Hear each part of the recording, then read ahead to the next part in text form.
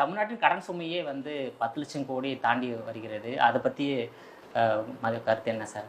Sir உங்களுக்கு ரொம்ப சிம்பிளாக சொல்கிறேன். அதை புரிந்து கொண்டால் உங்களுக்கு இல்லை, தமிழ்நாட்டுக்கே நல்லது. சமீபத்தில் நடந்தது, தென்பெண்ணை ஆற்றில் வெள்ளம் வந்துச்சா?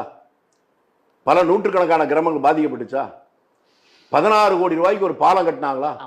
காலம் கட்டி 3 மாசம் தான் திறந்தாச்சா? அந்த வெள்ளம் வந்தோடனே அது பாலமும் கரைஞ்சு போச்சா? எல்லாம் உண்மைதானே? அந்த வெள்ளம் எப்படி வந்துச்சு? மழையில பெய்து. எங்க நிரம்பிச்சு? சாத்தனூர் அணையில. சரியா?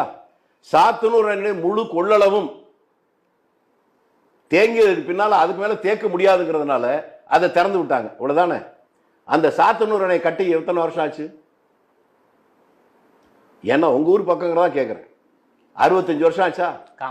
65 வருடங்கள் கடந்ததுக்கு பின்னாலும் வெறும் 4 கோடி ரூபாயில் கட்டப்பட்ட அந்த அணை முழு கொள்ளளவு வருகிற போது நிமிர்ந்து நிக்குது. அதுல இருந்து கொஞ்சம் திறந்து வச்ச தண்ணி வந்த உடனே 16 கோடி ரூபாய்க்கு கட்டப்பட்ட ஒரு பாலம் மழையில கரைஞ்சு போகுது.